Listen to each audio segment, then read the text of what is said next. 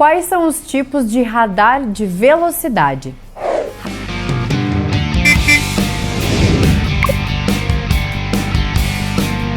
A utilização dos radares gera polêmica, principalmente quanto à sua sinalização em cidades ou rodovias estaduais e federais, e movimenta milhões de reais todos os anos.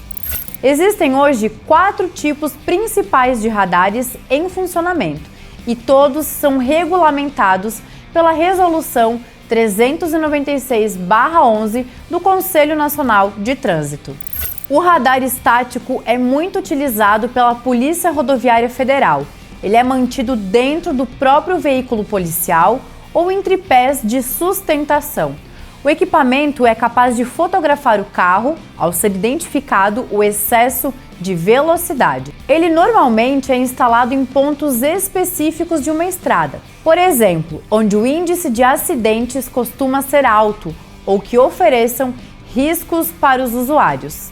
Aqui é o caso dos radares instalados nas vias, normalmente em postes próprios. Esse tipo de equipamento também é capaz de capturar a imagem dos carros, que servem como provas para a notificação.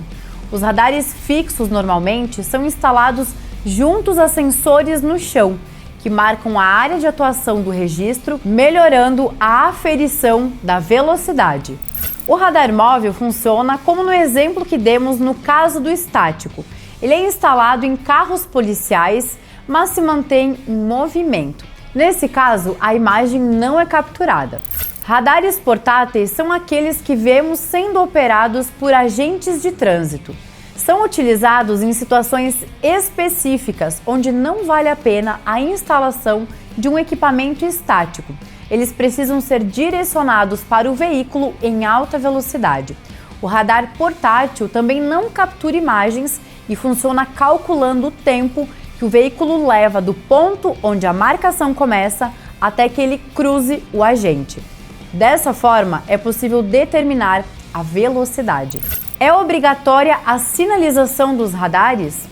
Em 2011, através da Resolução 396, o Conselho Nacional de Trânsito, o CONTRAN, determinou que não existe a obrigatoriedade de sinalização para radares de trânsito, com exceção das conhecidas lombadas eletrônicas. Antes disso, placas de regulamentação deveriam ser inseridas em todos os casos. Essa sempre foi uma das grandes polêmicas que faziam com que muitos motoristas tentassem recorrer, baseado na não sinalização. Conhecer a nova resolução é importante para entender que você pode cometer uma infração por excesso de velocidade a qualquer momento, sem nem ao menos se dar conta.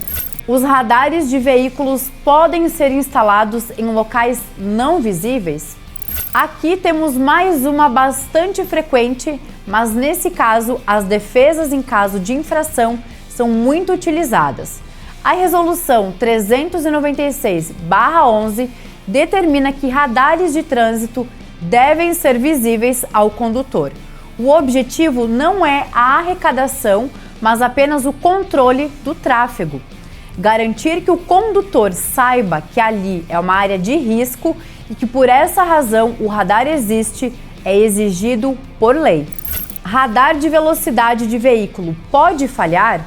Radares eletrônicos precisam ser aprovados e verificados pelo Inmetro e pelo Instituto de Pesos e Medidas. As aprovações são feitas em lote no momento da montagem e as verificações devem obrigatoriamente acontecer a cada 12 meses. Como todo aparelho eletrônico, é passível de falhas e essas verificações ajudam a garantir que eles operem com perfeição. As verificações devem vir na infração enviada ao endereço de quem ultrapassou o limite de velocidade e podem ser contestadas caso a data de verificação esteja vencida no momento da infração. É proibido utilizar aparelho anti-radar? Em primeiro lugar, precisamos definir o que é um aparelho anti-radar. Isso gera dúvidas, já que o artigo 230 do CTB considera uma infração gravíssima a quem for flagrado utilizando este tipo de aparelho. A dúvida surge quando o assunto é o uso de aplicativos de GPS que utilizam mapas para guiar motoristas. A maioria desses sistemas apontam a localização de radares e isso não é ilegal, segundo o Código de Trânsito. Aparelhos anti-radares são aqueles que têm o objetivo de inviabilizar o funcionamento dos aparelhos de monitoramento, sejam eles mascarando as placas de identificação ou ainda confundindo os sensores. No caso do GPS, o objetivo é reforçar as normas de trânsito e não atrapalhar o funcionamento dos radares. Qual é o horário de funcionamento dos radares de velocidade? Radares de velocidade funcionam 24 horas, mas não significa que monitorem o tempo todo. Isso acontece porque os órgãos de trânsito podem definir horários específicos de acordo com a necessidade. Algumas vias, onde seja proibido o tráfego entre 5 e 8 horas da manhã, por exemplo, podem ter um monitoramento desligado durante o período. O importante é saber que elas podem estar em funcionamento o tempo todo, por isso é melhor não arriscar. Como recorrer das multas dos radares? Recorrer a uma infração é um direito garantido a todo motorista. É por isso que quando você recebe uma primeira notificação informando a infração, não existe valor ou data para pagamento. É apenas uma primeira notificação para que você possa ser informado e prepare a defesa prévia, que tem um prazo de 30 dias para ser entregue. Normalmente, defesas prévias são utilizadas quando se detecta alguma irregularidade na infração.